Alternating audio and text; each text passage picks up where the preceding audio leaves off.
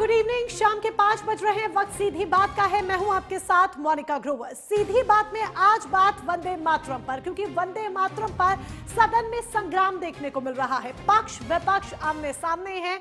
सत्ता पक्ष पर आरोप लग रहे हैं कि बंगाल में चुनाव है, इसीलिए वंदे मातरम पर चर्चा हो रही है और वंदे मातरम का मुद्दा उठाया जा रहा है। नेहरू को कोसना, नेहरू पर सवाल खड़े करना बीजेपी की आदत बन गई है।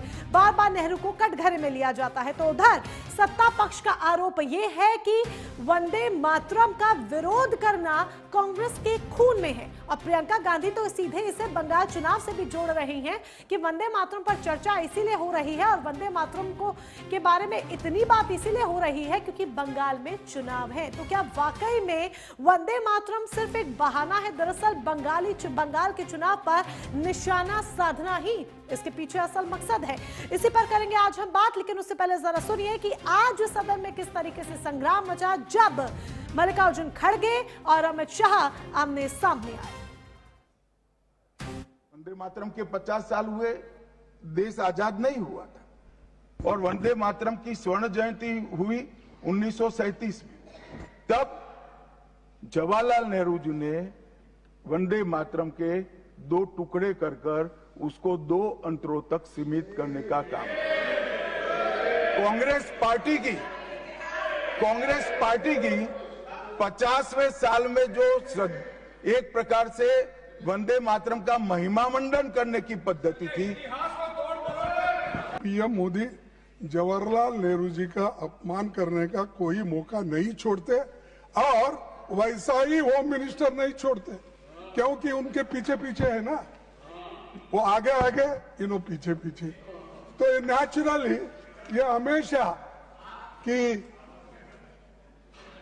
इसीलिए वो हमेशा कांग्रेस का गिला करते हैं और हमारे पार्टी के बारे में, नेताओं के बारे में, यहाँ तक कि हर कांग्रेस के लीडर का अपमान करने का मौका नहीं छोड़ते। तो सदन में संग्राम छिड़ा है और ऐसे में कई ऐसे सुलगते सवाल हैं जिनका जवाब बहुत जरूरी है। यही एक बड़ी वजह है। वो सवाल हम आज सीधी बात में उठाएंगे। कई खास मेहमान भी हमारे साथ जुड़ेंगे, लेकिन उससे पहले एक एक कर वो सवाल आपके सामने रख रहे हैं।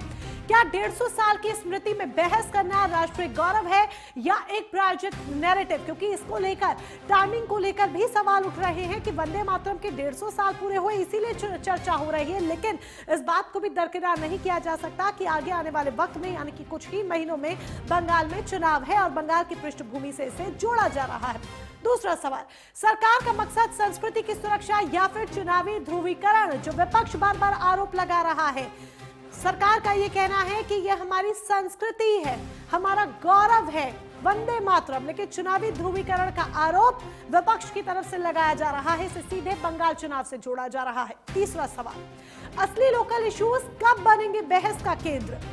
अगर बात रोजगार की करें या फिर बात आप बिजली, पानी, सड़क, इन तमाम सुविधाओं और जरूरतों की करें, आम जनमानस की करें, तो ये सब इश्यूज बहस का केंद्र कब बनेंगे? कब सिर्फ और सिर्फ इन्हीं मुद्दों पर चर्चा होगी?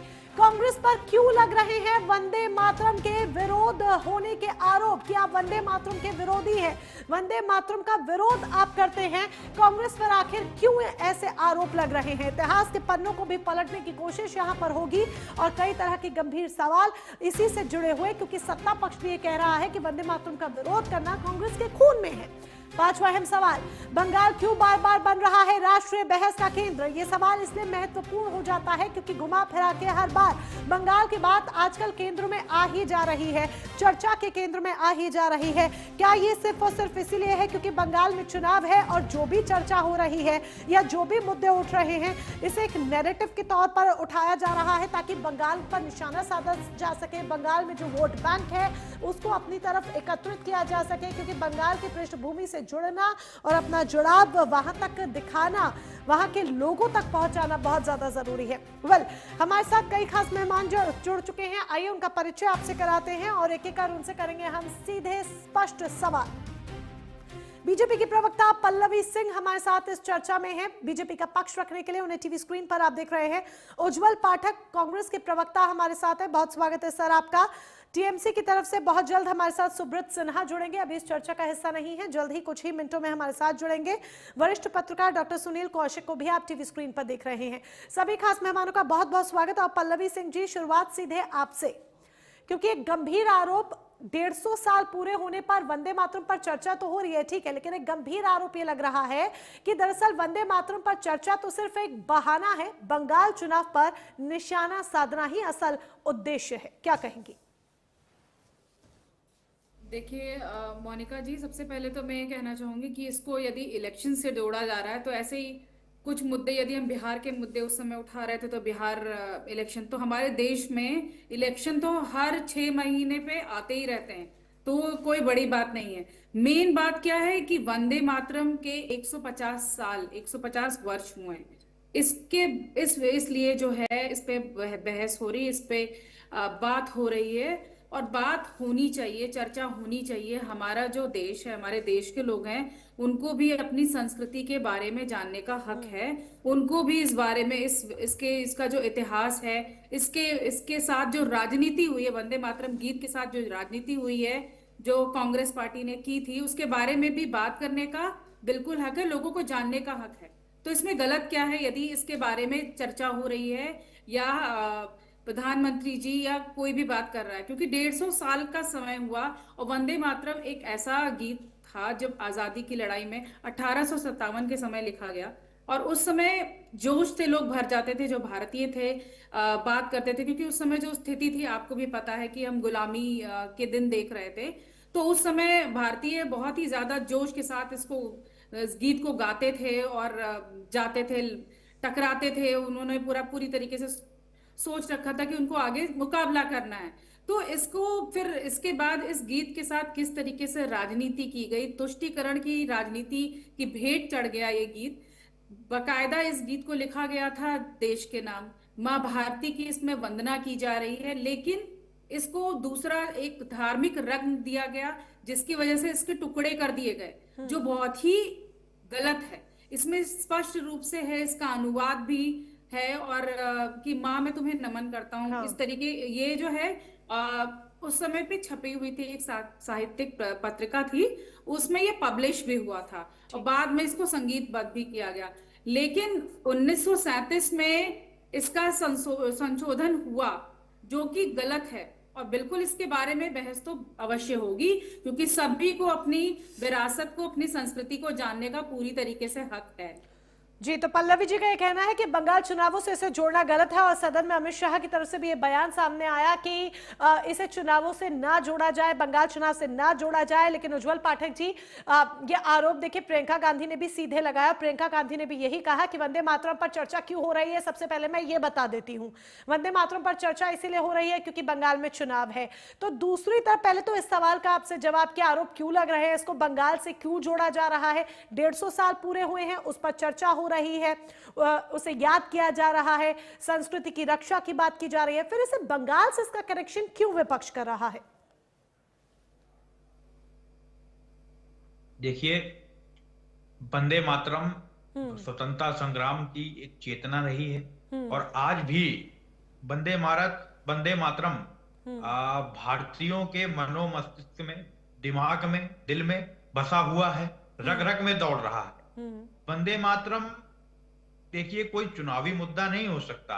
प्रियंका गांधी जी ने कहा कि यदि वंदे मातरम राष्ट्रीय गीत है, इसको जन स्वीकारता प्राप्त है, संविधान सभा ने इसको स्वीकार किया है, तो इसमें किसी भी प्रकार के विवाद और चर्चा की बात कहां से आती है? आप ये बताइए, पूरी देश की जनता इसको स्वीकार करती है, नमन करती है और इसके साथ साथ रही बात की वंदे मातरम का विपक्ष क्यों विरोध करता है? भाई कहां करता है विपक्ष विरोध? आपने कल से विपक्ष के 100 सांसदों, 150 सांसदों का बयान सुना, सबने वंदे मातरम को सराहा। और देखिए, वंदे मातरम की जब 150वीं वर्षगांठ हुई तब प्रधानमंत्री जी ने एक कार्यक्रम को संबोधित किया, तो उन्होंने ये कहा कि वंदे मातरम को रविन्द्रनाथ टैगोर जी ने गाया था, लेकिन प्रधानमंत्री जी ने ये नहीं बताया कि वो कांग्रेस के कलकत्ता अधिवेशन में 1896 में गाया गया। तो सबसे पहले तो वंदे मातरम कांग्रेस के अधिवेशन में गाया गया था।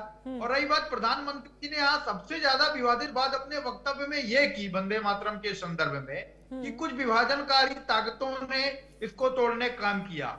जब वंदे मातरम पर संशोधन 1937 में किया गया तो उस CWC कांग्रेस वर्किंग कमेटी की मीटिंग में आपको और प्रधानमंत्री जी को जानकारी होनी चाहिए कि उसमें नेताजी सुभाष चंद्र बोस, पंडित जवाहरलाल नेहरू, सरदार पटेल, महात्मा गांधी, आचार्य नरेंद्र देव और इसके साथ साथ ऐसे कई क्रांतिकारी लोग थे जिन्होंने व्यापक आंदोलन और स्वतंत्रता आंदोलन में एक व्यापक योगदान दिया। तो क्या प्रधानमंत्री जी उनको विभाजनकारी ताकतें कह रहे हैं? भाई आप यदि राष्ट्र के आंदोलन को, स्वतंत्रता संग्राम के आंदोलन को एक व्यापक योगदान देने वालों को विभाजनकारी ताकतें कह रहे हैं तो वो श्यामा प्रसाद मुखर्जी आपके राजनीतिक पूर्वज कौन थे जिन्होंने बंगाल में मुस्लिम लीग की सरकार में मंत्री का पद स्वीकार किया और नॉर्थ वेस्ट फ्रंटियर में मुस्लिम लीग के साथ सरकार बनाई, सिंध में मुस्लिम लीग के साथ सरकार बनाई और इसके साथ साथ सरकारें नहीं बनाई, वहां के तमाम हिंदू मुसलमानों को अंग्रेजों की सेनाओं में शामिल करके इन्होंने भारतीय स्वतंत्रता आंदोलन को प्रभावित करने का प्रयास किया। देश विरोधी ताकतों का इन्होंने साथ दिया। राष्ट्रीय आंदोलन में इन्होंने भाग तो लिया ही नहीं और इसके साथ साथ उसको कमजोर करने का भी प्रयास किया और आज सदन में खड़े होकर के बड़ी बड़ी बातें कर रहे हैं। इन्हीं के श्यामा प्रसाद मुखर्जी ने बंगाल के गवर्नर को पत्र लिखकर कहा भारत छोड़ो आंदोलन के दौरान कि भारत छोड़ो आंदोलन तत्काल प्रभाव से बंद कर देना चाहिए, ये अंग्रेजी शासन के लिए खतरा है। ये ऑन रिकॉर्ड इतिहास में बात लिखी हुई है। अब इससे बड़ी बात क्या हो सकती है? आज अमित शाह जी और नरेंद्र मोदी जी बड़ी बड़ी बातें कर रहे हैं। पहले आप अपना इतिहास उठा के देखिए कि हमारा राजनीतिक इतिहास क्या है। हमारे वैचारिक पूर्वज और जो हमारे पूर्वज थे वो अंग्रेजों की मुखबिरी करते रहे, उनकी दलाली करते रहे। तो पहले वहां आप अपने गिरेबान पर झांक कर देखिए, फिर वंदे मातरम जैसी पवित्र चीज पर बात उज्जवल जी, आपका ये कहना है कि भारतीय जनता पार्टी पहले अपने गिरेबान पर झांक कर देखे, तो उसका जवाब पल्लवी सिंह जी देंगी। लेकिन एक सवाल और मैं आपसे यहाँ पर करूंगी, ये क्यों आरोप लगा कि वंदे मातरम का विरोध करना कांग्रेस के खून में है?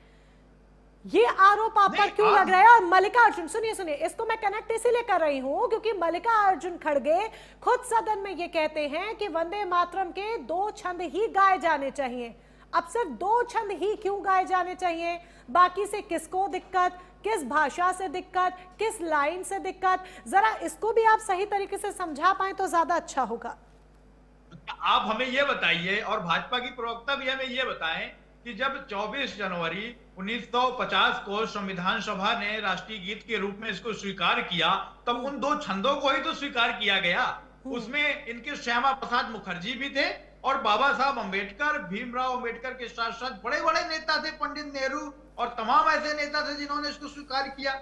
तो भाई आप ये बताइए, आप संविधान सभा पर चिन्ह खड़ा कर रहे हैं, आप चिन्ह खड़ा करके ये बात बोलते, जवाब दीजिए भाई आप। पल्लवी जी जवाब दीजिए। बात क्या बचकानी बात कही मानी जाएगी? पल्लवी जी जवाब दे दीजिए। देखिए, जवाहरलाल नेहरू जी ने बाकायदा सुभाष चंद्र बोस जी को पत्र लिखकर कहा था कि इससे समस्या हो सकती है एक विशेष वर्ग को। मैं बोलना नहीं चाहूंगी कि उनको समस्या हो सकती है, क्योंकि लखनऊ में उस समय आंदोलन किया गया था जिन्ना जी द्वारा। तब उसके बाद उन दोनों जो उसके जो छंद थे, उनके जो पार्ट थे, उसको निकाला गया था। और ये डिसीजन देखिए, कांग्रेस पार्टी की ही सरकार थी। आपने कहा कि पहली बार गाया गया आपके समय में, जब आपकी सरकार थी तो किसके समय में गाया जाएगा? आप ही के समय में गाया गया, आप ही के समय में उसको हटाया गया, आप ही के समय में इमरजेंसी लगाई गई। 50 साल तक आप ही राज करते रहे और उस समय वंदे मातरम गाने पर जेल भेजा जाता था। किसके समय में होगा? उस समय वंदे मातरम गाने पर जेल भेजा जाता था ब्रिटिश हुकूमत की। आपके बीच में तो मैं नहीं बोल रही थी। सुन ली, थोड़ा धैर्य रख के बात सुनिए। सही बोलिए आप, यदि प्रश्न सही बोलिए, उत्तर भी जानकारी तो बोलिए, आप उत्तर भी सुनिए। जब आप ही सरकार में रहोगे, चाहे 1937 की बात कर लो, ठीक है, आपने अपनाया, आपके समय में गाया गया, फिर इसके बाद इसको हटाया भी गया आपके समय में, तो बिल्कुल आपकी जवाबदेही बनती है। आपने इसलिए आपने हटाया, आपने लोगों को समझाने की बजाय आपने सिर्फ इसलिए कि उनको प्रॉब्लम न हो। उस समय वंदे मातरम गाने पर कांग्रेस के और देश के सैकड़ों क्रांतिकारी जेल काट रहे थे। जब आपके राजनीतिक पूर्वज अंग्रेजों को बोलते रहिए, कर रहे थे, उनके तलवे चाट रहे थे। बोलिए। समय वंदे मातरम गाने बोलिए बिल्कुल, बोलिए उस बोलिए समय बोलिए, बोलने भी नहीं दूंगी मैं आपको। उस समय वंदे मातरम गाने पर जब कांग्रेस के तमाम नेता जेल काट रहे थे, तब आपके राजनीतिक पूर्वज अंग्रेजों से 60-60 रुपए पेंशन ले रहे थे। आपकी गलत फहमी है। जितने भी देखिए, सभी ने सबकी यदि बात की जाए स्वतंत्रता की लड़ाई में सभी साथ थे, कांग्रेस पार्टी सिर्फ साथ नहीं थी। हाँ, गलतियां आपकी जो हुई हैं उनको आप एक्सेप्ट करने में हमेशा कतराते हैं, चाहे वो इमरजेंसी की बात कर लो, उज्जवल पाकिस्तान जी, की भी बात करो। इसका जवाब तो जरूरी है ये ना। सारी खड़गे जी चीजें भी लेकिन दो आप छंद की accept बात नहीं कर रहे करेंगे हैं, ना, आपकी और जिस गलतियां आप चिट्ठी का accept नहीं जिक्र करते हैं। पल्लवी सिंह जी भी कर रही हैं, वो चिट्ठी तो है ना, ये बात तो निकल कर आ रही है। अगर अब इतिहास पर चर्चा हो रही है, देश की संस्कृति की चर्चा हो रही है, तो ये बात तो निकल कर आ रही है कि जो नेहरू जी ने बोस को पत्र लिखा था जिसमें ये जिक्र था कि समस्या हो सकती है। किस बात से समस्या, क्या एक वर्ग को खुश करने के लिए, या फिर क्या दिक्कत, क्या परेशानी, यही चीज, यही जो मैटर उठ रहा है, मोनिका इसी जी, को कांग्रेस से उसमें क्लियरली स्पष्ट रूप से समझना लिखा चाहते गया हैं। था। नहीं तो जी, आपने मोनिका जी, उसमें केवल स्पष्ट रूप से नेहरू जी लिखा ने गया जो पत्र था लिखा कि था, वंदे मातरम की पृष्ठभूमि मुस्लिमों को वो नाराज कर सकती है, और उन्होंने कहा कि यह पत्र लखनऊ में जिन्ना जी के जो विरोध प्रदर्शन जो हो रहा था उसके बाद उन्होंने लिखा था, और बाकायदा उन्होंने लिखा था कि इससे जो मुसलमानों का गुस्सा और भड़क सकता है। तो बजाय समझाने के, आप कहते हैं, देखिए भारत एक सेक्युलर राष्ट्र था, उसको एक समरसता लाने के बजाय आपने क्या किया, आपने एक वर्ग को कि नाराज ना हो इसलिए आपने पूरा गीत जो है उसको काट छाट दिया। ये कहां तक उचित है? आप इसका हमको उत्तर आप दें, ये प्रश्न आपसे है। आप बताइए कि लोगों को समझाने के बोलिए उज्जवल जी, फिर मैं डॉक्टर आप सुनील जो कौशिक के पास सत्ता जाऊंगी, में थे, जवाब दीजिए। आप सत्ता में थे, वो भी पूरी मेजोरिटी के साथ सत्ता में थे, उसको सामाजिक सद्भाव की आड़ में ठीक है, जवाब दे रहे हैं पल्लवी जी, जवाब दे रहे हैं। ठीक है, वो जवाब दे रहे हैं, बोलिए उज्जवल जी। आपने केवल ये बात सुन ली कि नेहरू जी ने सुभाष चंद्र बोस नेताजी को पत्र लिखा, लेकिन नेताजी ने रविन्द्रनाथ टैगोर को पत्र में क्या लिखा, कम को भी पढ़िए भाई। नेताजी ने रविन्द्रनाथ टैगोर को पत्र में लिखा कि भाई नहीं, वंदे मातरम का विश्लेषण होना चाहिए, उसमें व्यापक विश्लेषण हुआ, और इसके साथ साथ विश्लेषण होने के बाद कलकत्ता अधिवेशन में बड़े बड़े स्वतंत्रता संग्राम के नेता जिन्होंने सैकड़ों वर्ष जेल काटी, उन्होंने इसमें व्यापक विचार विमर्श किया और संविधान सभा ने उसको स्वीकार किया। भाई देश की संविधान सभा ने उसको स्वीकार किया। अब आप ये बताइए, आपका एजेंडा ज्यादा महत्वपूर्ण है या संविधान सभा की राय ज्यादा महत्वपूर्ण है? भाई अगर संविधान सभा से ज्यादा आप लोग अपनी विचारधारा को मानते हैं तो संविधान को स्वीकार करना। और जो बोस को पत्र लिखा, आप टैगोर को पत्र जो लिखा उसकी बात कर रहे हैं, और जो सवाल बोस को पत्र लिखा उस पत्र को लेकर मुख्य रूप से सवाल उठ रहे हैं, तो उसका जवाब भी तो दीजिए ना सर। अब जो क्वेश्चन पेपर में आपके ऊपर सवाल दागे जा रहे हैं, अगर आप पर सत्ता पक्ष कुछ सवाल दाग रहा है तो उसका जवाब आप वही तो देंगे ना, टू द पॉइंट। नहीं, सत्ता पक्ष से तो हम ये भी पूछ रहे हैं कि आपने संविधान की प्रतियां जलाई, इसका जवाब आप देश के सामने कब देंगे? सर पहले वो जो आपसे सवाल पूछ रहे हैं आप पहले उसका आंसर कर दीजिए, फिर जो आप सवाल पूछ रहे हैं उसका पल्लवी जी कर देंगी, बारी बारी कर लीजिए। आप ये बताइए। मैं तो इसीलिए अभी डॉक्टर सुनील कौशिक के पास गई भी नहीं, मैंने अभी तक उनको डिबेट में इंक्लूड भी नहीं किया कि आप दोनों आपस में एक दूसरे से पहले सवाल जवाब कर लें। उसका जवाब हम दे तो रहे हैं। नहीं, उसका जवाब हम दे तो रहे हैं कि भाई उस जो भी घटनाक्रम हुआ था उसमें स्वतंत्रता संग्राम के बड़े बड़े नेता थे, उन्होंने विश्लेषण किया। उसमें रविन्द्रनाथ टैगोर भी थे, आजाद नरेंद्र देव भी थे, सरदार पटेल भी थे, नेहरू जी थे, महात्मा गांधी थे, नेताजी सुभाष चंद्र बोस थे। यानी कि ये सभी का मिलकर था कि एक वर्ग को समस्या हो सकती है, कमेटी के सभी मेंबर्स का था। भाई आप ये बताइए, कांग्रेस वर्किंग कमेटी ने यदि संशोधन किया और ये लोग कांग्रेस वर्किंग कमेटी के मेंबर थे और बैठक में अधिवेशन में मौजूद थे, ठीक, तो आपका कहना है कि अकेले नेहरू के लिए सवाल ना उठे। ठीक, जो मैं समझ पा रही हूँ, अकेले यानी नेहरू पे सवाल ना उठे, ये आप कह रहे हैं। तो आपका कहना है कि अकेले नेहरू पे ना उठे। नरेंद्र मोदी जी इन्हीं को विभाजनकारी ताकतें बोल रहे हैं। अब बताइए, महात्मा गांधी, नेताजी सुभाष चंद्र बोस, आजाद नरेंद्र देव, इनको विभाजनकारी अच्छा, इन सबको विभाजनकारी ताकतें बोला जा रहा है, और किससे बोला जा रहा है या फिर किसकी तरफ इशारा है? पल्लवी जवाब देंगी। पल्लवी जी, मैं लौटूंगी लेकिन आप दोनों के पास, पहले मैं डॉक्टर सुनील कौशिक जी को भी चर्चा में शामिल करना चाहूंगी। अब डॉक्टर सुनील कौशिक, वंदे मातरम के 150 साल पूरे होने पर चर्चा हो रही है, लेकिन सवाल जाहिर सी बात है, देखिए इसको बंगाल से जोड़ा जा रहा है, बंगाल कनेक्शन निकलकर सामने आ रहा है। अब ये सिर्फ संयोग है कि 150 साल पूरे हुए उस पर चर्चा हो रही है, संस्कृति की बात हो रही है, संस्कृति की सुरक्षा की बात हो रही है, या फिर एक तरह का प्रयोग है क्योंकि आगे आने वाले समय में कुछ ही महीनों में बंगाल में चुनाव है? आपका नजरिया क्या कहता है? देखो ममता, पहले तो ये समझना पड़ेगा कि भारत में वंदे मातरम कोई साधारण गीत नहीं है। यह स्वतंत्रता आंदोलन की आत्मा, संघर्ष का नाद और भारत की पहचान का मंत्र। महत्वपूर्ण ये सबसे ज्यादा हो जाता है कि देश आजाद हुए 75 साल हो गए। देश की संविधान सभा ने उसको पास कर दी और राष्ट्रीय गीत दर्जा दे दिया। उसके बावजूद भी इस देश में कुछ ऐसे लोग मौजूद हैं जो अभी भी वंदे मातरम गाने से मना करते हैं, और वो सब पब्लिक डोमेन में है। अभी पश्चिम उत्तर प्रदेश में आपने देखा होगा एक सांसद के तरीके से उठाया वंदे मातरम का गीत, और वहां जब राजनीतिक दलों के कुछ बड़े नेताओं से पूछा पत्रकारों ने तो उन्होंने उस पर चुप्पी साधी। महत्वपूर्ण यहां हो जाता, अभी भी 75 साल के बाद देश में कानून बना, देश के संविधान ने तय कर दिया कि ये राष्ट्रीय गीत है, लेकिन उस राष्ट्रीय गीत को गाने से कुछ लोग अभी भी देश में मौजूद है जो मना करते हैं। महत्वपूर्ण ये है कि कांग्रेस नहीं बोली। यदि कांग्रेस ने भी उन लोगों का विरोध किया होता तो भारतीय जनता पार्टी को राजनीति करने का मौका नहीं। आज भी जो चर्चा इसलिए हो रही है, भारतीय जनता पार्टी इसलिए उसको मुद्दा बना रही है कि जब आपने ऐसे तत्वों को आपके बीच में जो है वो समय समय पर विरोध करते हैं। संसद में भी आपने देखा होगा एक पार्टी के राष्ट्रीय अध्यक्ष ने किस तरीके का वक्तव्य दिया, क्या उसका विरोध नहीं होना चाहिए? तमाम मुस्लिम संगठनों के आका इस बात का खुल के विरोध करते हैं कि हम वंदे मातरम गीत नहीं गाएंगे। उसके साथ कौन खड़ा है? फिर उनके साथ खड़ा होने की बात भी नहीं है। देश का कानून कार्रवाई करेगा उनके खिलाफ, और ऐसा नहीं कि देश में कानून नहीं है। लेकिन एक जब सार्वजनिक जीवन में राजनीतिक दलों की जिम्मेदारी बन जाती है, तो देश में यदि कोई भी व्यक्ति बोल रहा है राजनीतिक रूप से, तो निश्चित तौर से उसका पक्ष विरोध। वो मैं देखता हूं कि कांग्रेस को जो विरोध करना चाहिए जमीनी स्तर पर ऐसे लोगों का, तो कांग्रेस विरोध नहीं कर पाती, इसलिए राजनीति। एक चीज आपने ये कहा कि बहुत सारे मुद्दे हैं, उन मुद्दों पर चर्चा क्यों नहीं होती संसद में? मुद्दे वो हमेशा थे हैं और रही।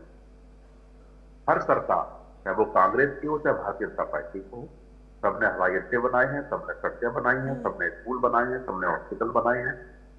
ये सतत प्रक्रिया है। इसमें कोई भी सरकार ऐसा नहीं है कि उसने विकास का कार्य न किया हो, विकास खत्म हो गया। लेकिन जब बात विचारधारा किया तो निश्चित तौर से यह महत्वपूर्ण हो जाता है कि उस विचारधारा को पनपने में, रोकने में, बाधित करने में लोग कौन मौजूद है, उस पर भी एक स्वस्थ पर चर्चा होनी चाहिए। जब परिवार में एक विचारधारा चलती है, पिताजी की, माता जी की, दादाजी की, और जब अच्छे से उनका हम संयम के साथ उनका अनुकरण करते हैं तो निश्चित तौर से परिवार को अच्छा। इसलिए देश में जो संवैधानिक व्यवस्थाएं हैं, जो हमारे देश की संस्कृति को बचाए रखने में जिनकी अहम भूमिका है, यदि उस पर कोई सवाल करते कुछ चर्चा बनती है। और देश की युवा पीढ़ी को यह जानने का अधिकार है कि पहले ही जब संविधान सभा पे पास हो जाने के बाद सवाल खड़े किए, तभी सार्थक रूप से इन शक्तियों को कुचल दिया जाता, राजनीतिक रूप से या कानूनी रूप से जवाब दे दिया जाता, तो मुझे नहीं लगता कि यह बात यहां तक पहुंचती। हर सरकारें बचती आई, और इसलिए बचती आई कि वोट बैंक हमारा खराब न हो जाए। यह भारतीय जनता पार्टी की भी जिम्मेदारी बनती है कि ऐसे लोगों के साथ कानूनी रूप से कड़ाई से कैसे अनुपालन कराया जाए। धार्मिक रूप से वो मना कर रहे हैं राष्ट्रीय गीत है, या तो राष्ट्रीय गीत का दर्जा समाप्त कर दें। और जब राष्ट्रीय गीत का दर्जा है तो चाहे व्यक्ति देश में किसी भी धर्म का मौजूद हो, तो उसको राष्ट्रीय गीत का सम्मान करना पड़ेगा। और जब आप सम्मान नहीं करेंगे, एक राजनीतिक दल विरोध में होगा, एक साथ खड़ा होगा, तो चर्चा संसद में भी होगी, राज्यसभा में भी होगी, बिल्कुल। चर्चा सड़कों पे भी होगी, चर्चा चाय की दुकान पे भी होगी, और फिर बनने पर चर्चा होगी। और इस चर्चा को रोकने के लिए या आगे ले जाने के लिए ये राजनीतिक दलों को निर्णय करना है, ये राहुल गांधी जी को निर्णय करना है चर्चा होनी है कि नहीं होनी है, ये नरेंद्र मोदी जी को तय करना है चर्चा होनी है कि नहीं होनी है। लेकिन युवा पीढ़ी को ये जानने का अधिकार है कि 75 साल के बाद देश ने जो कानून बना दिया, राष्ट्रीय गीत का दर्जा दे दिया, लेकिन आज भी तमाम कार्यक्रमों में मुस्लिम धर्म के लोग वंदे मातरम का विरोध क्यों करते हैं, और जब क्यों करते हैं तो निश्चित तौर से संसद में चर्चा होकर के सारी बातों को रखने का हर राजनीतिक दलों को अधिकार है, और वही संसद में पर चर्चा हो रही है। बिल्कुल। चलिए एक छोटे से ब्रेक के लिए यहाँ पर रुकना पड़ रहा है। डॉक्टर सुनील कौशिक जी ने जिस तरीके से पूरी बात हमें यहाँ पर समझाई, और सीधी बात में आज हम बात कर रहे हैं कि आखिर क्यों संसद में संग्राम छिड़ा है वंदे मातरम पर, और क्या ये सिर्फ एक राजनीतिक संयोग है कि वंदे मातरम के 150 साल पूरे हुए हैं और इसलिए सदन में चर्चा हो रही है, पक्ष विपक्ष आमने सामने हैं, सब अपने अपनी दलीलें अपने अपने बयान दे रहे हैं, या फिर एक वाकई में प्रयोग, क्योंकि आगे आने वाले समय में बंगाल में चुनाव है और इसको बंगाल की पृष्ठभूमि से जोड़ा जा रहा है। इसी पर होगी आगे भी सीधी बात, लेकिन उससे पहले वक्त एक ब्रेक का है। तो सीधी बात में आज बात कर रहे हैं हम वंदे मातरम को लेकर संसद में छिड़े संग्राम पर, और इस पर बात करने के लिए हमारे साथ कई खास मेहमान इस चर्चा का हिस्सा हैं। बीजेपी की तरफ से पल्लवी सिंह जी, बीजेपी की प्रवक्ता, पक्ष रखने के लिए हमारे साथ हैं। उज्जवल पाठक को आप टीवी स्क्रीन पर देख रहे हैं, कांग्रेस का पक्ष रखने के लिए। डॉक्टर सुनील कौशिक जी, विश्लेषण के लिए वरिष्ठ पत्रकार, हमारे साथ इस चर्चा का हिस्सा है। पल्लवी जी, अब आपके पास आना चाहूंगी। यह आरोप आप पर भी लग रहे हैं, यानी कि एनडीए पर लग रहे हैं, बीजेपी पर लग रहे हैं, कि भाई नेहरू बार बार राजनीति के केंद्र में बीजेपी के कैसे आ जाते हैं, हर मुद्दे पर आप नेहरू को बीच में ले आते हैं। अब जैसे उज्जवल जी ने भी कहा कि कमेटी का हिस्सा तो तमाम लोग थे ना भाई, महात्मा गांधी भी थे, ठीक है, पटेल भी थे, सब थे, लेकिन आपकी राजनीति में बार बार नेहरू ही केंद्र में आते हैं, तो नेहरू पर बार बार निशाना आखिर बीजेपी क्यों साधती है?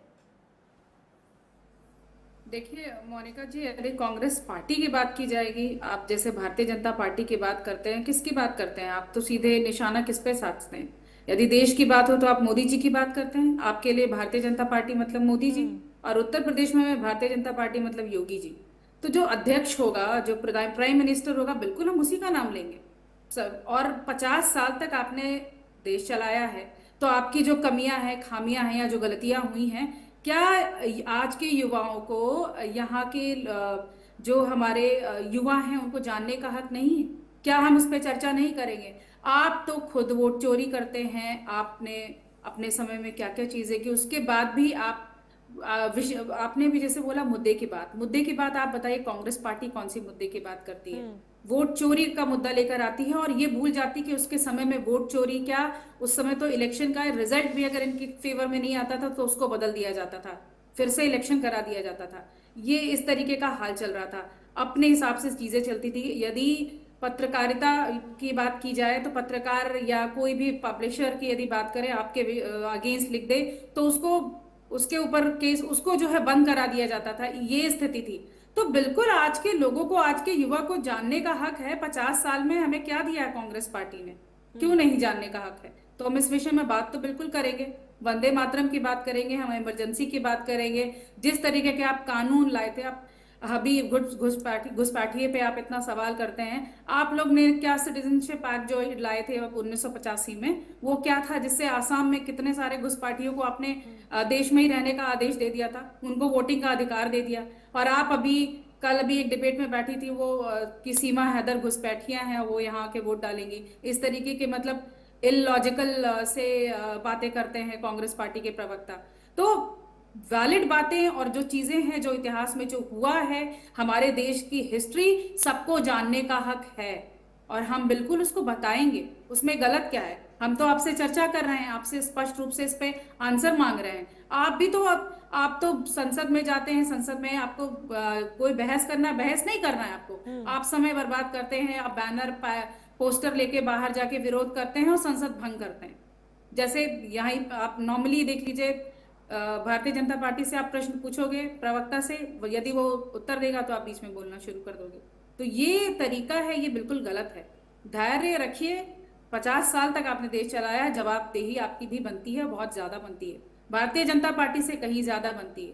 क्योंकि जब भारत आजाद नहीं था, उसके बाद भारत आजाद हुआ, आप आए, आपने सत्ता संभाली, 50 साल तक संभाला, तो बिल्कुल हमको पूरे देशवासियों को जानने का हक है। और आप अपनी गलतियों को एक्सेप्ट कीजिए ना, आपसे गलती हुई, आपसे क्वेश्चन कुछ पूछा जाता है और आप बताते कुछ और है, आप दूसरा एग्जाम्पल देने लगते हैं। पहले जो पूछा गया उस पर तो प्रश्न का उसका तो उत्तर दीजिए।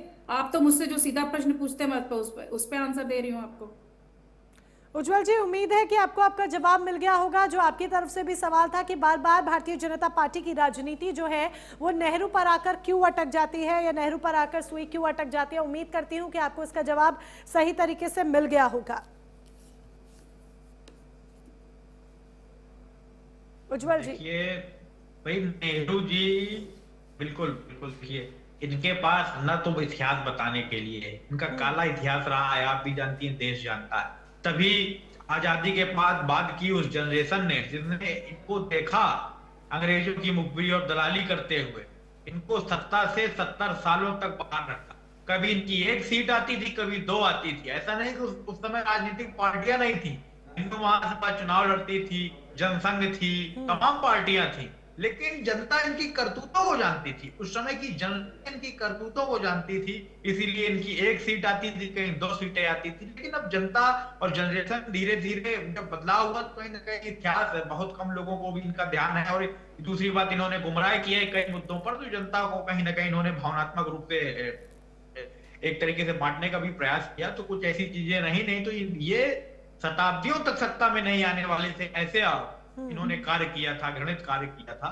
और रही बात नेहरू जी की, तो आप नेहरू जी की बराबरी नहीं कर पाएंगे, क्योंकि नेहरू जी धर्मनिरपेक्षता की बात करते थे, नेहरू जी गुण निरपेक्षता की बात करते थे। उन्होंने इतनी बड़ी विदेश नीति भारत को दी। अभी जो आप पुतिन के साथ बैठ करके और बड़ी बड़ी बातें कर रहे थे, देश के हितों की को साध रहे थे, कहीं ना कहीं वो नेहरू की ही अंतरराष्ट्रीय संबंधों की एक विरासत है, जिसका आप विरोध किया करते थे और अमेरिकी खेमे की तरफ झुकाव रखते थे। तो आज आप उसको स्वीकार रहे हैं, बड़े बड़े लोग स्वीकार रहे हैं। और सबसे बड़ी बात है, जो आज देश की मीडिया जाकर के पुतिन, जो रूस के राष्ट्रपति हैं, उनका इंटरव्यू कर रही है, तो कहीं ना कहीं ये भारत और रूस के पुराने संबंधों एक विरासत का ही परिणाम है।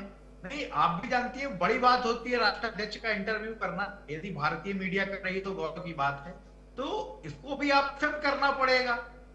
भाई केवल सदन में खड़े हो, ना तो अपनी उपलब्धियां बताएं, ना अपनी कमियों को बताएं, ना राष्ट्र की चुनौतियों। उज्जवल जी, अगर आप सारी चीजें अभी करंट, उज्जवल जी अभी जो करंट चीजें चल रही हैं, अगर आप उसका सारा क्रेडिट अगर नेहरू जी को देते हैं, तो अगर कहीं कोई कमी या खामी होगी तो सवाल भी तो नेहरू जी पर ही उठेंगे ना।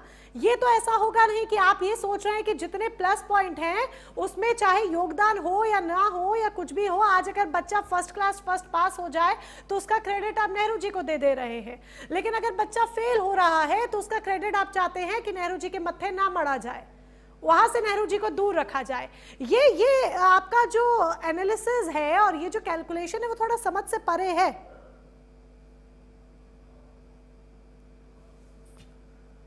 उज्जवल जी, चले, किसी तकनीकी खामी की वजह से उज्जवल जी से अभी संपर्क सुन पा रहे हैं आप मुझे? उज्जवल जी से, लेकिन हाँ बिल्कुल नेटवर्क प्रॉब्लम चल रही है जी, नेटवर्क प्रॉब्लम पर चल रही है। कोई बात नहीं, मैं अपना सवाल एक बार फिर से आपसे रिपीट करती हूँ, अगर आप मुझे सही तरीके से सुन पा रहे हैं।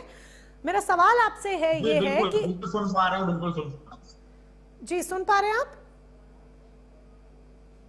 मेरा सवाल आपसे उज्जवल जी सीधे ये है कि आप कैलकुलेट नहीं कर सकते हैं कि अगर बच्चा फर्स्ट क्लास फर्स्ट पास हो रहा है, आज करंट सिनेरियो में अगर कोई चीजें हम उपलब्धि हासिल कर रहे हैं या अगर कोई एक अच्छा काम हो गया देश में, तो आप उसका सीधा क्रेडिट दे देंगे कि कोई लेना देना नहीं नेहरू जी से, ठीक है। और अगर कुछ गलत हो गया, बच्चा फेल हो गया और उसको लेकर अगर नेहरू जी पर सवाल उठ रहे हैं, तो आप कहते हैं नहीं नहीं नेहरू जी का तो इससे कोई लेना देना नहीं है। ये तो गलत एनालिसिस हुआ ना सर। ये तो आप अपने आप ही एक सीमा खींच रहे हैं, जो अच्छा वो हमारे पाले, जो अच्छा नहीं है वो बीजेपी के पाले। उज्जवल जी, चलिए कृष्ण, तकनीकी खामी की वजह से शायद उज्जवल जी से सही तरीके से हमारा संपर्क नहीं हो पा रहा है। हम उज्जवल जी से आगे सवाल करेंगे, इस चर्चा का वो हिस्सा बने रहेंगे। डॉक्टर सुनील कौशिक जी के पास मैं जाना चाहूंगी। डॉक्टर सुनील कौशिक जी, वंदे मातरम का इतिहास हमेशा से ही बहुत संवेदनशील रहा है। जिस तरीके से ये चिट्ठियों का भी जिक्र हुआ, उज्जवल जी ने भी कहा, पल्लवी जी ने भी कहा, टैगोर को चिट्ठी, नेहरू की बोस को चिट्ठी, नेहरू की टैगोर को चिट्ठी, ये बहुत संवेदनशील इतिहास है। अब इस इतिहास को बार बार कुरेदना या बार बार इस पर सवाल उठाना क्या ठीक है? आज वर्तमान स्थिति में इसका अर्थ समय के साथ कैसे बदल रहा है? इसलिए इस पर चर्चा मोनिका जी हो रही है। इतने वर्षों के बावजूद भी यदि इस देश में राष्ट्रीय गीत को गाने वाले नहीं हैं, विरोध कर रहे हैं, उसका जिम्मेदार है। और मैं मोदी जी की सरकार को मानता हूं, 10 साल से आपकी भी सरकार है और 10 साल में कम से कम सैकड़ों की संख्या में ऐसे घटनाएं हुई हैं जहां वंदे मातरम का विरोध किया गया है। आपने उनको ठीक से क्यों नहीं कुचला? कुचला शब्द की मैं बार बार उपयोग कर रहा हूं। कोई रास्ता बचना नहीं। यदि नेहरू जी के सामने इस मुद्दे को लेकर के पत्राचार हुआ और बैठ के वरिष्ठ नेताओं के बीच चर्चा हुई, तो तत्काल उसका समाधान क्यों? क्या ऐसा नेहरू जी नहीं कर सकते थे कि आपको राष्ट्रीय गीत को गाना ही पड़ेगा? जब देश के संविधान ने राष्ट्रीय गीत के रूप में मान्यता दी है, एक भी व्यक्ति इसका विरोध नहीं करे, उसका बीच का रास्ता निकालने का काम है। यदि मुस्लिम धर्म के कुछ लोगों ने आपत्ति जताई, तो या तो मैं फिर बार बार कहता हूं, या तो राष्ट्रीय गीत का दर्जा कैंसिल कर देते। यदि राष्ट्रीय गीत का दर्जा बरकरार आपने रखा, तो उन लोगों को आपने ठीक से पनपने क्यों दिया? वो आज भी मौजूद। और दूसरी बात यह है कि आज चर्चा इसलिए बार बार मैं कह रहा हूं हो रही है कि युवाओं के मन में तो आता ही देश के संविधान ने जिसको राष्ट्रीय गीत का दर्जा दिया है, जितने लाव लश्कर के साथ सरकारें रहती हैं, केंद्र की हो या प्रदेश की हो, तो गीत का सम्मान नहीं करा पा रहे। कोई भी आएगा मोटा के बोल देगा कि हम राष्ट्रीय गीत का सम्मान नहीं करते, हम नहीं गाएंगे, हम विरोध करते हैं। वो भी प्रतिनिधि एक पब्लिक डोमेन में तो हो कि मुस्लिम धर्म के लोग विरोध कर रहे हैं, तो बात सकती है जो जनप्रतिनिधि जो संसद में बैठ रहे हैं, जो विधानसभा में बैठ रहे हैं, वो इस बात का विरोध कर रहे हैं, इसलिए चर्चा करते हैं। और ये देश के युवाओं को, देश के लोगों को जानने का अधिकार है कि ऐसे लोग मौजूद हैं, तो उनसे कैसे निपटना है। जब घर में कोई चर्चा होती है ना, तो घर में जब बुजुर्ग लोग बताते हैं ना अड़ोसी पड़ोसी के बारे में कि ये ऐसा है, ये वैसा है, इससे बच के रहना, इससे दूर रहना, इससे ज्यादा बातें मत करना, तो जो सांसद हैं, जो देश की संसदीय प्रणाली है, वो चर्चा करते ये चर्चा के बाद यही निकलता है कौन क्या कर रहा है, किसने क्या किया। नेहरू जी ने, मैं इसलिए मैं भी दूसरी सीएम हूं, समय इसका कम नहीं, आपने उसको दाएं राष्ट्रीय गीत का दर्जा दी, चीजें आप ही के समझ, तो निश्चित तौर इसका ब्लूप्रिंट प्लान तैयार कर राजीव गांधी जी। अब इंदिरा गांधी एक ऐसा नहीं कि इंदिरा गांधी जी तो नरेंद्र मोदी के साथ माना जाता है बड़ा सशक्त प्रधान, पूरा देश सम्मान करता है, जो चाहती थी वो कराया है, उन्होंने लिखा हुआ है पब्लिक डोमेन में। क्या उन्होंने भी कार्यकाल निकल गया, गांधी का भी कार्यकाल निकल गया, लेकिन वो समाधान नहीं हो। क्या हुआ? क्योंकि जब 150 वर्ष आजादी है, इसके आजाद हो जाने के बाद हमें वो व्यवस्था आज भी है, तो इस देश का जनमानस चाहता है क्या उनको इस देश में रहने का, जो हमारे राजस्थान नहीं करते, हमारा राष्ट्रीय गान, राष्ट्रीय हम सब लोगों की से लोग मौजूद हैं, इसके तौर से उससे निपटने की सलाह है। राजनीतिक दल ही प्रक्रिया से है एक लाभ, और 2014 के चुनाव हारने के बाद की अध्यक्षता में एक कमेटी बन की रिपोर्ट को आप पढ़िए, चीजें स्पष्ट हो जाएगी। कांग्रेस और कांग्रेस का हल, तो ये स्पष्ट पर उज्ज्वल पाठक, पल्लवी, मैं या आप इसलिए चर्चा कर रहे हैं हाँ। और समाधान इस देश को भी करना चाहिए। चर्चा से काम नहीं चलाएगा, चर्चा करती स्वागत। देश ने जो कहा स्वागत, जो कहा उसका भी स्वागत करता है। समाधान क्या है?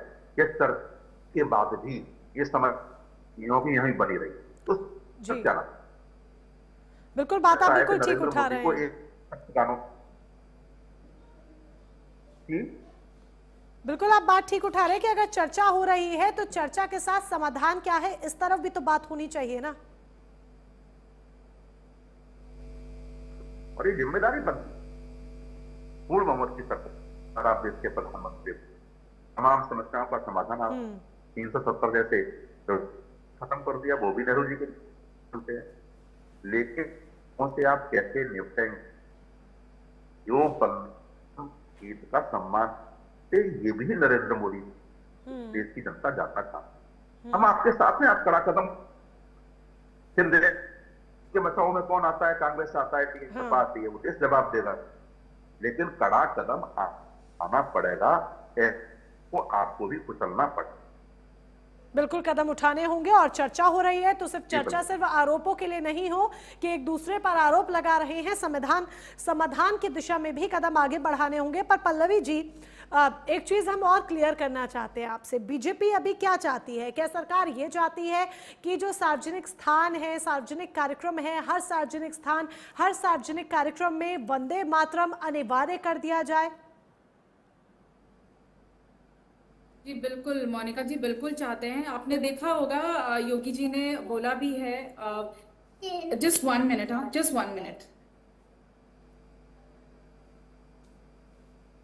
चलिए पल्लवी जी हमारे साथ हैं। जी it's fine. Mom's duty, I can आपने भी सुना होगा, माननीय योगी जी ने बोला था कि स्कूलों में, कॉलेजेस में भी वंदे मातरम का गान करना चाहिए। इसको हम अनिवार्य भी करेंगे। Mom's duty, I can understand, no problem. Really sorry. No, it's fine. Yeah, so मतलब तो आपने ये चीज पहले भी सुनी हुई थी, इस बारे में, इस विषय में बात हो रही है, तो बिल्कुल सिर्फ चर्चा की बात नहीं है। जैसे अभी सुनील जी कह रहे थे, बिल्कुल सही बात कर रहे थे कि इसका समाधान निकालना चाहिए। ये हमारा राष्ट्रगीत है जिसे हमने गाया है स्वतंत्रता के समय, तो इसकी महत्ता तो वैसे ही बहुत ज्यादा है। तो बिल्कुल इस पे यही हम चाहते हैं कि हर जगह अनिवार्य हो। जैसे हम राष्ट्रगान गाते हैं उसी तरीके से हम अपने राष्ट्रगीत को भी गाएं। और जितने भी बच्चे हैं, जितने भी युवा हैं, हमें तो याद है हमने बचपन में गाया है, लेकिन वही जो हमारे दो स्टांजा थे जो हमें पता था, वही हमने सिर्फ गाए थे। पर बिल्कुल हमें पूरा आना चाहिए और हम हर जगह ये अनिवार्य होना जरूरी है। पर उन्हीं 2 स्टैंजा के लिए ही देखिए खड़गे आज भी सदन में बोलते हैं, मल्लिकार्जुन खड़गे ये भी कहते हैं कि 2 छंद ही गाए जाने चाहिए, जिसका जवाब उज्ज्वल जी की तरफ से स्पष्ट रूप से नहीं मिल पाया है कि आखिर क्यों ये कहा जा रहा है, आप क्यों कहना चाहते हैं, कांग्रेस का ये क्यों स्टैंड है कि सिर्फ 2 छंद ही गाए जाने चाहिए। उज्ज्वल जी, एक फाइनल स्टैंड मैं कांग्रेस का यहाँ पर जानना चाहती हूँ, अगर आप बात रख पाए कि आप क्या चाहते हैं? वंदे मातरम वैकल्पिक हो कि गाना चाहते हैं तो गाएं, नहीं गाना चाहते हैं तो नहीं गाएं, पूरा गाएं, आधा गाएं, सिर्फ 2 स्टैंजा गाएं? क्या प्रॉपर स्टैंड है कांग्रेस का?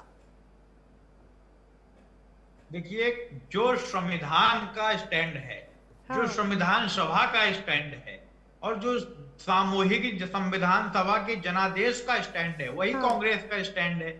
यदि सामूहिक रूप से संविधान सभा 2 स्टैंजास को राष्ट्रीय गीत घोषित किया है तो आप उसको गाइए। जिसको नहीं गाना है वो नहीं गाए, उसकी भी आजादी संविधान देता है। भाई ये तो आप जानती हैं कि भाई संविधान स्वतंत्रता देता है, आजादी देता है, तो जिसको गाना है गाए, जिसको नहीं गाना है हम गाएंगे कि हम उसको राष्ट्रीय हैं। मतलब ये लोगों की चॉइस पर छोड़ देना चाहिए। दैट मींस लोगों की चॉइस पर छोड़ देना चाहिए। बात सुनिए मेरी। हाँ जी। नहीं मोनिका जी मेरी बात सुनिए। कांग्रेस का स्टैंड आप समझ लीजिए, 1896 से लेकर के और अभी तक जो लास्ट अधिवेशन कांग्रेस का अहमदाबाद में हुआ है, प्रत्येक अधिवेशन में वंदे मातरम गाया जाता रहा है, गाया जाता रहेगा। ठीक। और पंडित जवाहरलाल नेहरू ने जब वह 1929 में लाहौर अधिवेशन के अध्यक्ष थे, उन्होंने घोषणा की थी, कांग्रेस की प्रारूप समिति से घोषणा करवाई थी कि वंदे मातरम प्रत्येक नेशनल कांग्रेस की गैदरिंग में गाया जाएगा, और गाया जाता रहा है। अब इससे ज्यादा आपको मैं क्या बता दूं, बताइए। कांग्रेस के अधिवेशन की बात नहीं हो रही है ना उज्जवल जी, कांग्रेस के अधिवेशन की बात नहीं हो रही है। अगर मैं उसको एक लाइन में कह दे रही हूं तो आप कह रहे हैं कि मैं 6 लाइन में बात बताऊंगा। कांग्रेस के अधिवेशन में गाया जा रहा है, वो आप कह रहे हैं ठीक है। खड़गे ने भी कहा, मल्लिकार्जुन खड़गे साहब ने भी कहा ठीक है कि भाई कांग्रेस के अधिवेशन में गाया जाता रहा है। मैं अगर आपकी बात को 6 लाइनों को एक लाइन में कंक्लूड कर रही हूँ, तो आप वो बताइए क्या हम ठीक समझ रहे हैं या नहीं कि ये वैकल्पिक होना चाहिए। कांग्रेस ये चाहती है कि भाई आपको गाना है तो गाइए, नहीं गाना है तो मत गाइए। क्या कांग्रेस का स्टैंड ये है? देखिए कांग्रेस तो वंदे मातरम को राष्ट्रीय गीत होने के नाते सभी देश के सम्मानित नागरिकों से आग्रह करती है कि वंदे मातरम का सम्मान करे और इसको गाए। भाई कांग्रेस तो आग्रह करती है, बिल्कुल। भाई अगर कांग्रेस तो ये भी कहती है कि संघ मुख्यालय में तिरंगा लहराया जाना चाहिए, तो क्या लहराते हैं क्या संघ वाले? कांग्रेस तो ये भी कहती है कि संघ मुख्यालय में जो भारत माता की तस्वीर लगी है, उसमें संघ की झंडा की जगह हिंदुस्तान का तिरंगा झंडा होना चाहिए। तो क्या करते हैं क्या संघ वाले? बताइए। कांग्रेस तो देश के नागरिकों से अनुरोध ही कर सकती है। पल्लवी जी बताइए, आप कुछ कहना भी चाह रही थी। उच्च आदर्श मानते हैं, अपना नागरिक भी माने। बिल्कुल बिल्कुल। अभी बोला गया कि संविधान के हिसाब से उसमें 2 छंद ही रखे गए थे, उसको गाना चाहिए, और वो भी अनिवार्य की बात तो नहीं की है उज्जवल जी ने। तो एक चीज कहना चाहूंगी, कांग्रेस पार्टी ने 60 साल के इतिहास में 75 बार संविधान में संशोधन किया। उज्जवल जी आप बोल रहे थे, फिर आप बोल रहे हैं, मैं कब बोलूं आप मुझे बताएं। 60 साल के समय में 75 बार इन्होंने अपने हिसाब से जब जरूरत हुई संविधान में संशोधन कर दिया। तो बिल्कुल जैसे उसमें विश्लेषण हुआ था कि वंदे मातरम के ये छंद कैसे हैं, वो छंद कैसे हैं, इस समय भी मैं मानती हूँ कि उसको विश्लेषण की आवश्यकता है, और इन दोनों छंदों को जो निकाले गए तो उनको जोड़ना चाहिए, और बिल्कुल अनिवार्य होना चाहिए। जैसे राष्ट्रगान अनिवार्य हमारे लिए है, आपने बताया आप गाते थे, आप यहाँ गाते थे, आप वहां गाते थे, बहुत अच्छी बात है, पर क्या आपने देशवासियों के लिए अनिवार्य करना इसे जरूरी नहीं समझा? ऐसा गीत जो सभी गाते थे स्वतंत्रता से पहले, क्या वो जरूरी नहीं था कि बच्चे स्कूल में गाएं? हर स्कूल में नहीं गाया जाता, बहुत ही कम स्कूल है जहाँ पे वंदे मातरम गाया जाता है। तो पल्लवी सिंह जी का अनिवार्य होना चाहिए। बिल्कुल, पल्लवी सिंह जी का ये कहना है कि भारतीय जनता पार्टी चाहती है, सरकार चाहती है कि इसको पूरी तरीके से अनिवार्य कर दिया जाना चाहिए, लेकिन कांग्रेस का स्टैंड ये है कि जिसको गाना है गाए, जिसको गाना है नहीं गाए। हम अपील करते हैं, लेकिन किसी को भी ऐसे मजबूर नहीं। कांग्रेस का स्टैंड ये नहीं। तो आप यही तो कह रहे हैं, आपने खुद कहा। सर एक लाइन में स्टैंड क्लियर कर दीजिए ताकि कोई भी शब्द इधर उधर ना जाए। देखिए कांग्रेस भी चाहती है कि वंदे मातरम गाया जाए, भाई राष्ट्रीय गीत है, क्यों नहीं गाया जाए? पर अनिवार्य हो कि नहीं हो गाया जाए? मैं आपसे एक बात बता रहा हूँ जी, अनिवार्य हो या वैकल्पिक हो? कह रहा हूँ देश जनता से कि भाई फिर वही बात आप करती हैं। बात हम नहीं कर रहे हैं सर, आप उसे शब्दों में घुमाना चाह रहे हैं।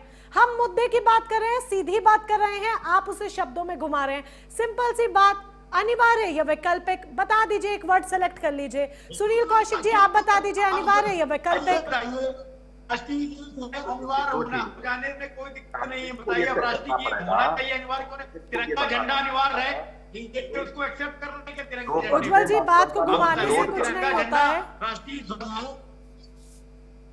स्टैंड्स हमेशा क्लियरली एक लाइन में क्लियर होते हैं, ये ध्यान रखिएगा। अगर आप बात को घुमाएंगे तो जनता आज की बहुत समझदार है, और ये जनता सब समझती है कि कौन सीधी बात कर रहा है, कौन घुमाकर बात कर रहा है, और कौन उसे अपने शब्दों में लेना चाह रहा है। तो युवा आज का बहुत समझदार है, इसलिए इन बातों का जरा ध्यान रखिए, और शायद ये विपक्ष को भी ध्यान रखने की जरूरत है, क्योंकि जनता समझदार। अगर आप बातों में ऐसे घुमाएंगे तो जनता फिर वोट के टाइम पर भी आपको घुमा देगी, ये ध्यान रखिएगा। चलिए, आप सभी खास मेहमान हमारे साथ जुड़े, इस चर्चा में हिस्सा बने, उसके लिए बहुत बहुत धन्यवाद आपका। तो सीधी बात में आज हमने बात की वंदे मातरम पर, जिसका संग्राम देखने को मिल रहा है सदन में और बाहर भी। फिलहाल मेरे साथ बस इतना ही। शाम 8 बजे मेरे साथ जुड़ना ना भूलिएगा बियॉन्ड हेडलाइंस में।